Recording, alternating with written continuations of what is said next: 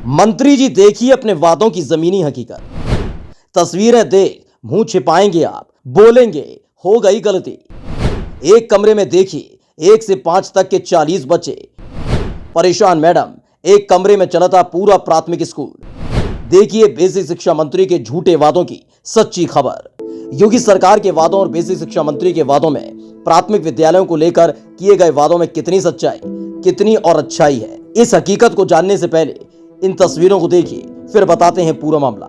एकदम अपनी सीट पे चुपचाप, बिल्कुल। मोटे मोटे थे, नाच रहे थे,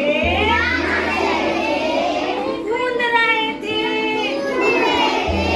बिल्ली ने देख लिया, मैं भी आऊं, मैं भी आऊं, ना बाबा ना,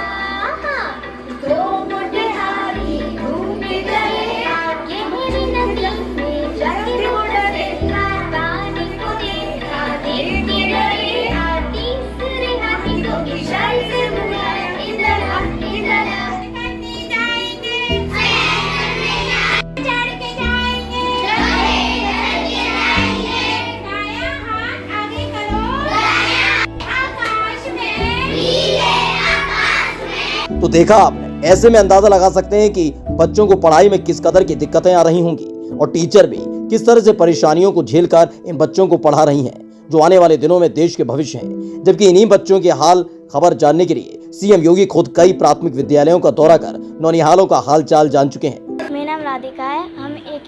हम इस स्कूल में पढ़ते हैं। मैं 4th में हूँ। मैम साफ शांत कराती हैं तो हमें डिस्टर्ब होता है।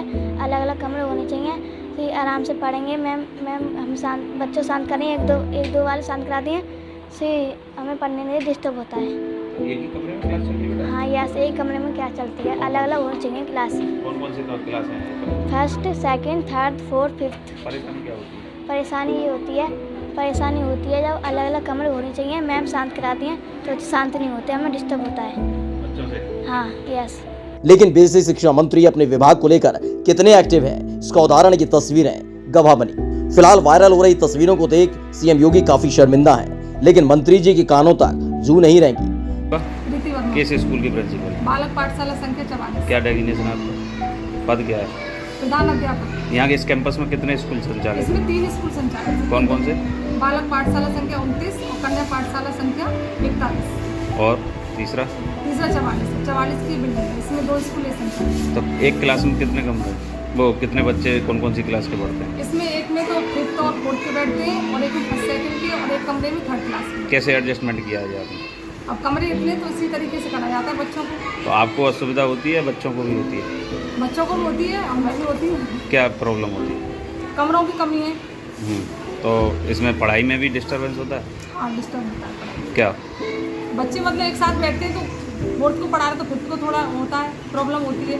ये संज्ञान में है अधिकारियों के? कभी आते हैं यहाँ पे? आते हैं अधिकारी। हमारा नाम हुस्नारा है और कन्या 22 की प्रिंसिपल है।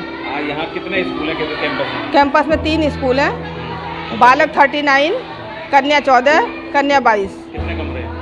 इसमें 4 कमरे हैं। कैसे एडजस्ट करते हैं? एडजस्ट इस तरह से करते हैं। अब सबसे पहले तो अलग अलग विद्यालय में इनके लिए एक एक कमरा बैठ रहा है। एक कन्या 14 में 2 कमरे हैं, बाकी दोनों विद्यालयों में एक एक कमरा बैठ रहा है। कमरे में कितनी क्लास चल रही है? एक कमरे में 5 क्लासें चल रही हैं। बच्चे जो है 30, 35, 40 करीब हैं। तो कैसे एडजस्टमेंट है? ऐसे दिक्कत तो बहुत है कि दिक्कत बहुत है। क्या दिक्कत है? पढ़ाने की दिक्कत है। एक कक्षा के लिए एक टीचर नहीं उपलब्ध हो पा रही है। एक तरह की चीज़ें नहीं पढ़ा पा रहे हैं हम लोग।